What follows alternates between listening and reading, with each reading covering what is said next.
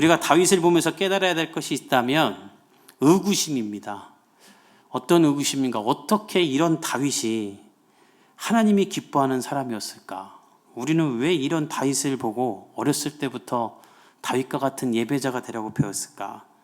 우리가 계속해서 보고 있는 다윗은 어떤 사람입니까? 범죄자고, 범죄를 은폐하고 변명하는 사람, 지극히 감정적인 사람, 그리고 계산적인 사람이죠. 성경을 가만히 읽어보면 잘한 일은 그냥 골리앗 죽인 것하고 법궤가 들어올 때 춤춘 것, 그 두 개 갖고 평생 울어먹고 있는 그런 사람 같은데, 어떻게 이 사람이 지난 수천 년간 우리에게 모델이 되는 하나님의 사람이 될 수 있었는가? 그 비결은 하나님이 다윗을 포기하지 않았기 때문입니다. 다윗이 신실했기 때문이 아니라 하나님이 다윗과 한 약속을 버리지 않고 하나님이 그 약속을 이뤘기 때문에 하나님으로 인해 다윗이 하나님의 사람이 된 거예요. 그래서 다윗을 통해 우리가 배울 건 이것입니다. 인간적으로 다윗에게 뭘 배울 게 있는 게 아니라 다윗 같은 사람도 포기하지 않는 하나님, 그 하나님이 나도 결코 포기하지 않겠구나, 그 하나님의 의지가 예수 그리스도의 십자가에서 증명된 것이구나, 저는 여러분이 다윗을 통해 이것을 깨닫기를 예수님의 이름으로 축복합니다. 그래서 기독교의 핵심은 무엇인가? 실망하고 절망할 때마다 예수님께 가는 거예요. 예수님이 그러셨죠. 수고하고 짐진 자들아 내게로 오라. 여러분, 예수님은 다른 종교의 사람들처럼 성공해서 돈 많이 벌어서 나에게 와서 엎드려라 하는 신이 아니에요. 내가 너희들이 성공해서 어디 시상식 나가고 하나님께 영광 돌립니다 해야지 영광 받겠다라고 말하는 그런 하나님이 아닙니다. 하나님은 잘난 사람, 대단한 사람, 사회적 명성이 있는 사람을 통해 영광 받으시는 하나님이 아니에요. 하나님이 오라고 하는 사람은 어떤 사람인가? 수고하고 짐진 자들아 내게로 오라. 원문으로 보면 자신에 대해 실망하고 좌절한 사람들아 나에게 오라는 거예요. 여러분, 사실 잘난 사람, 아쉬울 게 없는 사람은 하나님 찾지 않습니다. 왜 찾겠습니까? 다 있는데. 그래서 어떤 사람은 성공과 편안함은 사단이 주는 것일 수도 있다라고 말합니다. 그 안락함 속에 하나님을 찾지 않게 하고 하나님을 떠나게 하고 단절시킨 다음 방문을 닫아버림으로 구원을 이루지 못하게 한다는 것이죠. 그래서 여러분, 여러분의 삶 가운데 절망스러운 상황이 있다면 그때는 기억하십시오. 하나님의 사랑이 여러분 삶 가운데 미칠 때인 줄 믿습니다. 그것을 믿는 것이 예배인 거예요. 정리하면 하나님을 예배한다는 것은 나에 대해 실망한 것으로 말미암아 하나님을 기대하는 것이고, 예배한다는 것은 나에 대해 좌절한 것으로 말미암아 변함없이 나를 사랑하시는 예수님을 경험하는 것이며, 예배한다는 것은 나를 포기하는 것으로 말미암아 나를 향한 하나님의 플랜을 경험하는 거예요. 여러분이 그렇게 되기를 예수님의 이름으로 축복합니다. 오늘도 그 이야기예요. 우리 16절부터 17절을 읽어봅시다. 16절에서 17절 시작. 바울임에 있는 베냐민 사람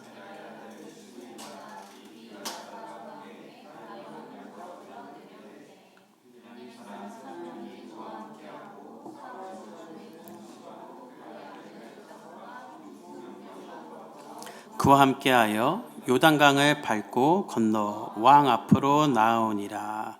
압살롬이 죽자 이스라엘 백성들은 다윗을 왕으로 복위시키고자 했죠. 그래서 다윗도 유다 지파의 도움을 받아 이제 다시 요단강을 건너려고 하는데, 근데 그 소식을 듣고 우리에게 아주 익숙한 두 사람, 시바와 시므이, 이런 시바 저런 시므이 하고 제가 안 좋은 사람들이라 계속 기억하다라고 말한 적이 있죠.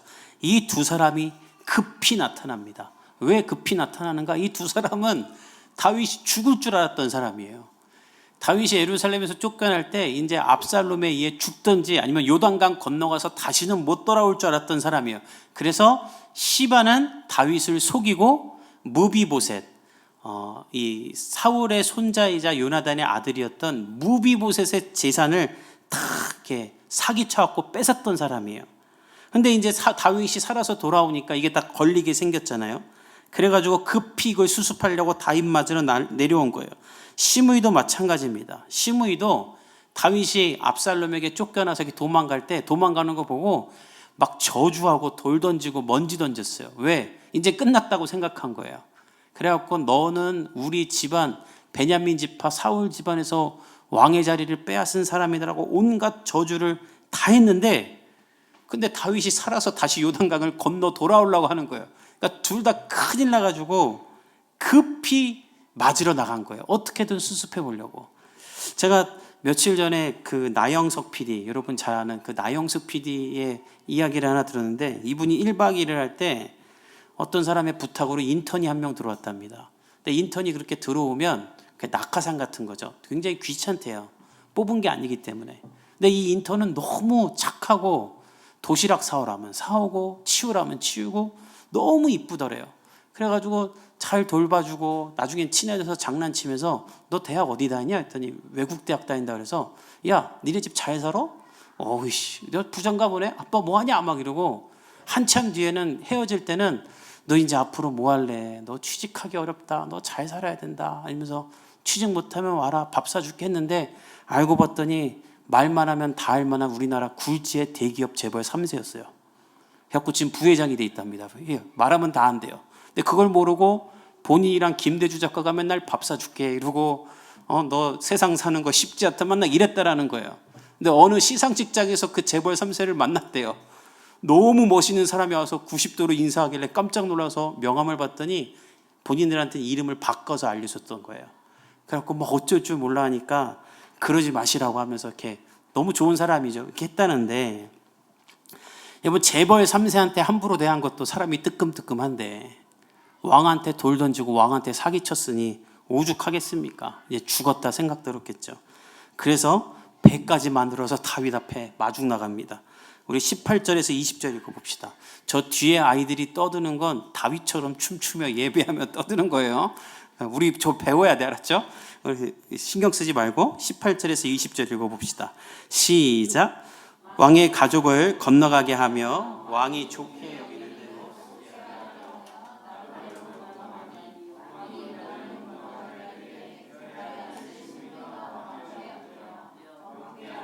내 주여 원하건대 내게 죄를 돌리지 마옵소서. 내 주 왕께서 예루살렘에서 나오시던 날에 종의 패역한 일을 기억하지 마시오며 왕의 마음에 두지 마옵소서. 왕의 종 내가 범죄한 줄 아옵기에 오늘 요셉의 온 족속 중 내가 먼저 내려와서 내 중을 영접하나이다 하니, 시므이는 다윗이 돌아온다는 이야기를 듣고 배를 만들어 가져갑니다. 그리고 제발 사용해달라고, 원하는 대로 사용해달라고 합니다. 그리고 엎드리며 가장 먼저 하는 말이 무엇인가? 내 주여. 불과 며칠 전에 다윗이 도망갈 때 어떻게 말했는가? 성경에 이렇게 나와 있어요. 사악한 자여 가라 가라. 그대로 번역하면 사역한 자여 빨리 꺼지라라고 했던 사람이에요. 근데 며칠 지나고 나서는 갑자기 내 주여 하면서 제가 했던 모든 말은 마음에 두지 마십시오. 그때 제가 잠깐 미쳤던 것 같습니다. 제정신이 아니었습니다. 용서해 주세요. 이러는 거예요. 그러면서 어떤 말 하냐면, 저는 이 말이 가장 가증하다고 여기는데, 제가 요셉 지파 중에 가장 먼저 와서 당신을 맞이합니다. 근데 사실 이 시므이는 요셉 지파가 아니거든요. 이스라엘이 12지파인데 야곱의 아들이 11명이에요. 근데 요셉을 제외한 10명, 그리고 요셉의 아들 2명에서 12지파, 그래서 우리가 아는 12지파가 그렇게 이루어지는데, 시므이는 요셉의 아들의 지파가 아닌 베냐민 지파예요. 근데 왜 요셉 지파라고 하냐면 베냐민만이 유일하게 요셉의 친동생이에요. 엄마가 같은. 그래서 자기 마음대로 그걸 묶어가지고 난 요셉 지파 중에 제일 먼저 왔다는 거예요. 정리하면 온갖 좋은 것, 유리한 것 그냥 다 끄집어내갖고 그냥 말하는 거예요. 말도 안 되는 소리 하는 거예요. 그러니까 이게 다윗 눈에, 그리고 다윗과 함께 했던 사람들 눈에 뻔히 보이지 않습니까? 세상에 이렇게 간사한 인간이 어디 있습니까? 그러놓고 또 하는 말이 제가 이제 범죄한 줄 알았습니다. 그때 돌 던지고 욕할 때는 뭐 범죄 아닌 줄 알았나? 그러니까 옆에 있던 사람들이 더 열이 받아요. 우리 21절을 읽어봅시다. 시작. 수류아의 아들 아비새가 대답하여 이르되 시므이가 여호와의 기름 부으신 자를 저주하였으니 그로 말미암아 죽어야 마땅하지 아니하리까 하니라. 다윗은 가만히 있는데 다윗의 조카이자 요압과 함께 군사령관으로 있던 아비새가 죽여야 됩니다. 사실 아비새는 이전에도 그랬죠. 다윗에게 욕할 때도 그 자리에서 저거 죽여야 됩니다라고 했는데 이번에도 아비새가 그러는 거예요. 하나님이 기름 부으신 자를 저주한 자입니다. 율법에도 이런 사람 죽이라고 되어 있습니다. 그러니까 죽이자라고 하는 거예요.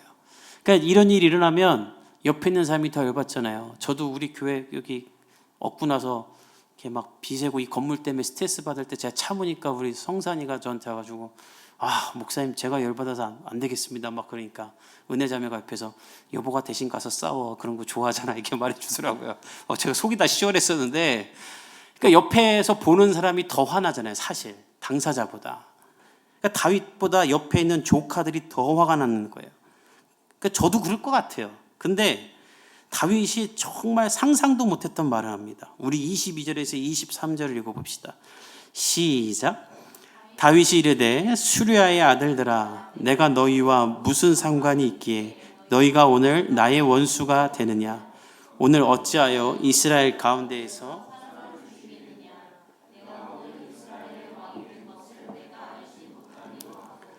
왕이 시므이에게 이르되 내가 죽지 아니라 하고 그에게 맹세합니다. 다윗은 죽이지 않겠다 그래요.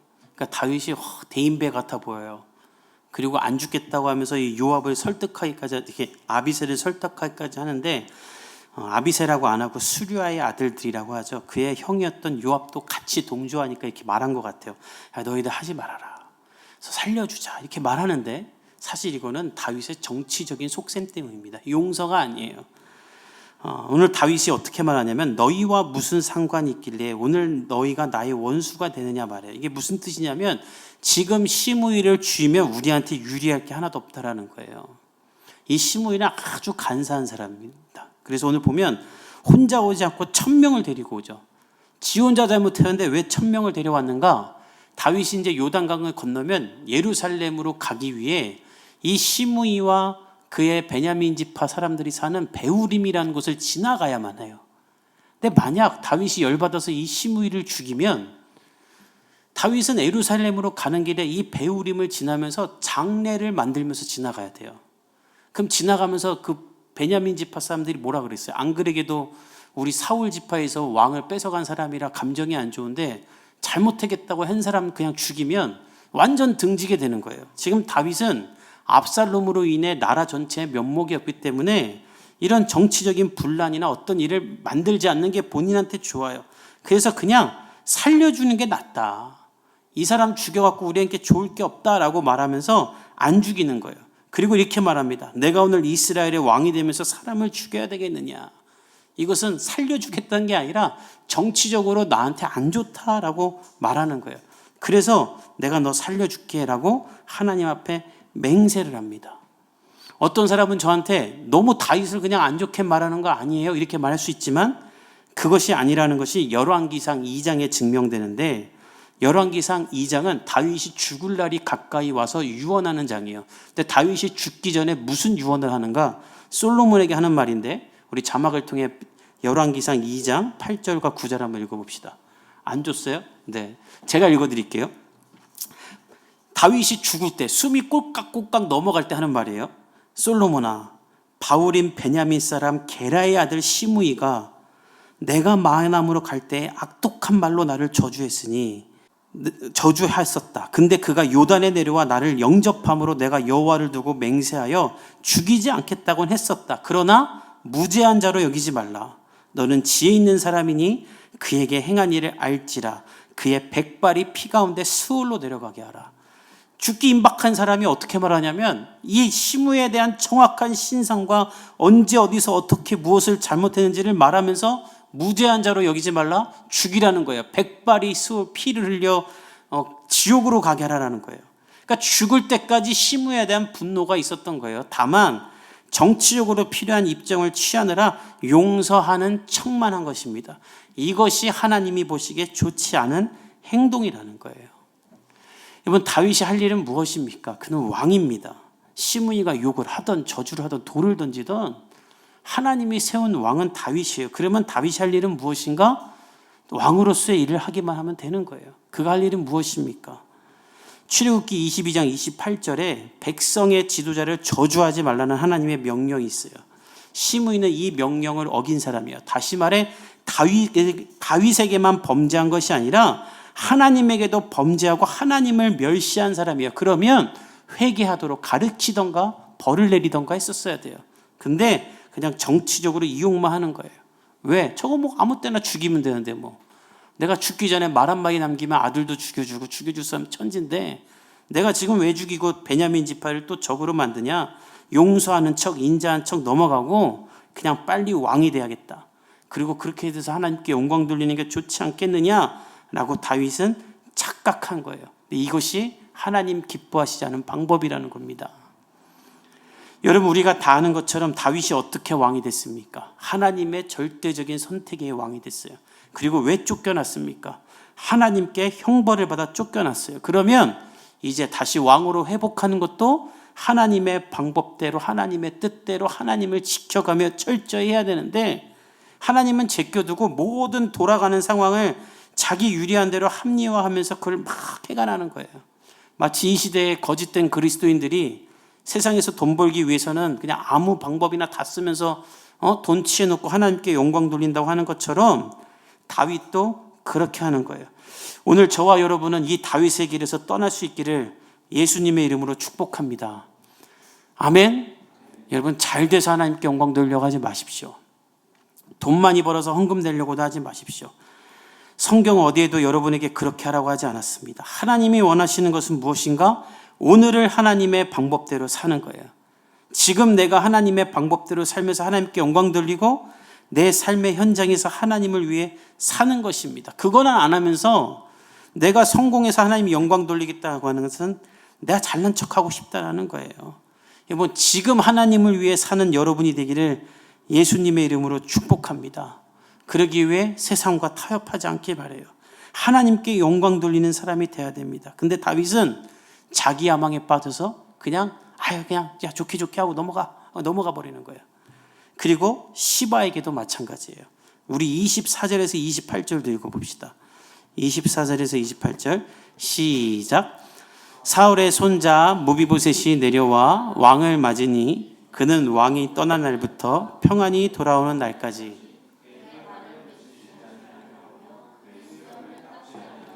옷을 빨지 아니하였더라.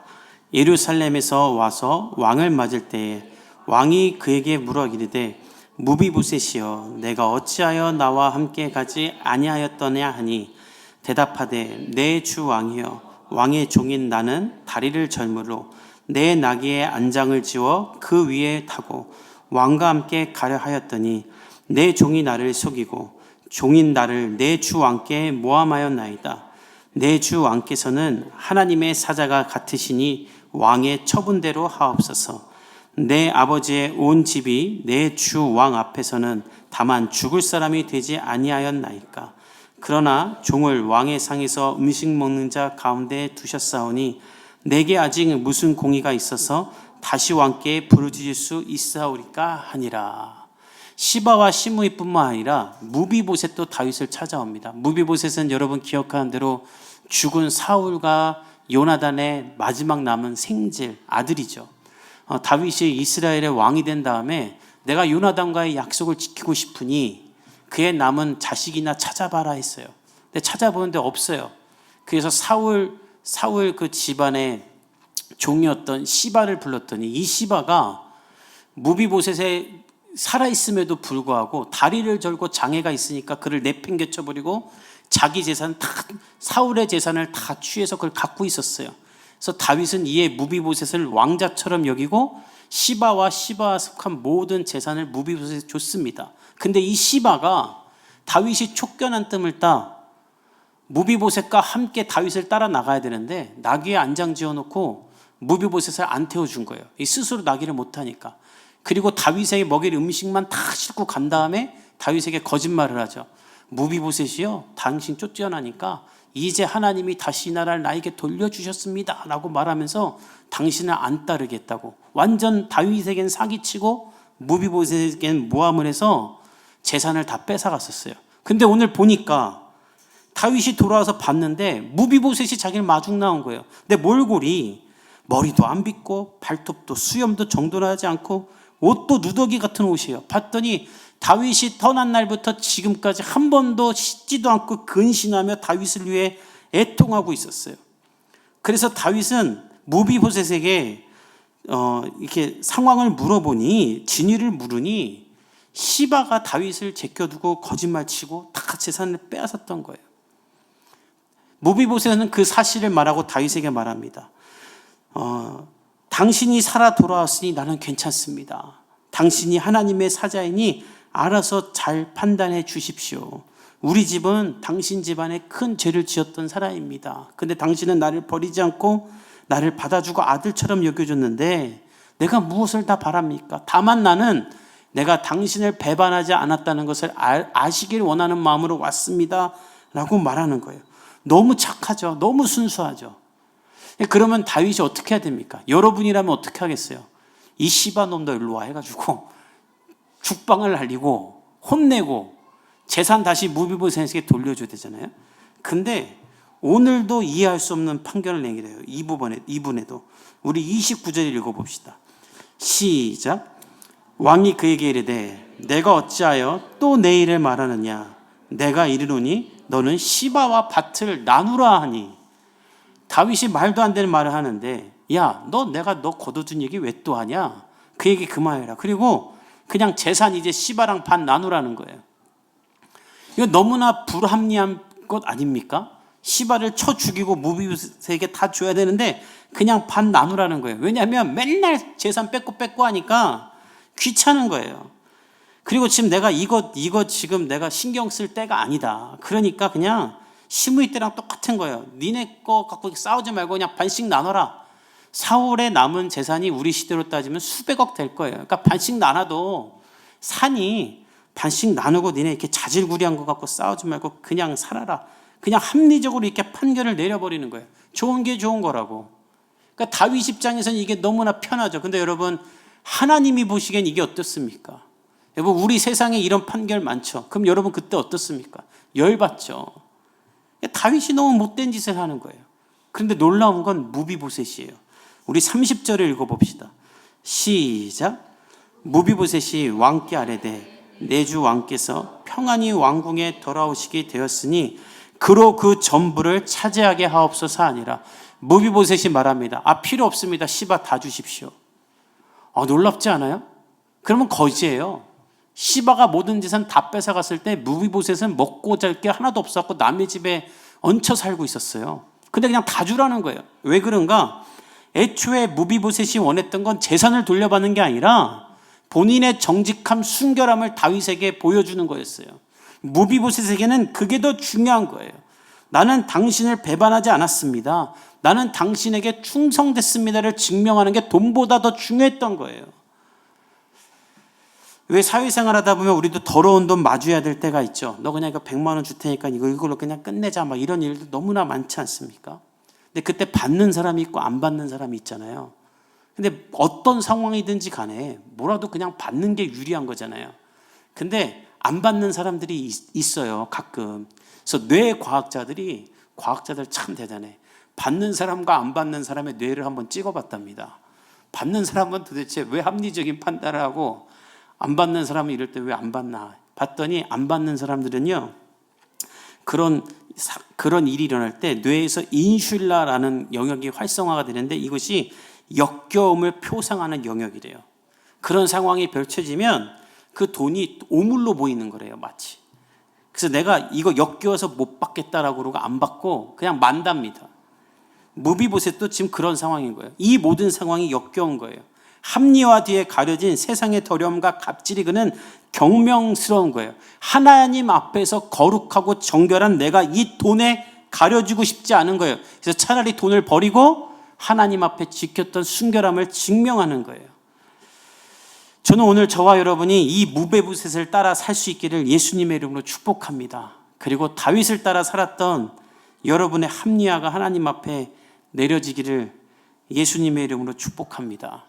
문제없이 만든다고 좋게 합리화하면서 살다 보면 결국 어디 한 군데가 곪게 되고 썩어지고 누군가를 죽이게 됩니다. 가정도 마찬가지예요. 저도 이제 애가 둘이니까 매일매일 그냥 판결을 해야 되는 상황이 열어져요. 매일 포청천이 돼요. 근데 그때 좋게 한다고 그냥 서로 양보해 이러잖아요. 누구 하나 안 울리려고 그냥 반반씩 판결해 주잖아요. 그럼 나중에 어떻게 되는지 알아요? 그게 아이의 분노가 됩니다. 그래갖고 그게 점점 축적되면 사춘기 때 애가 폭발하는 거예요. 왜냐면 엄마는 한 번도 내 편을 안 들어줬거든. 근데 둘 다 그 소리 하는 거예요.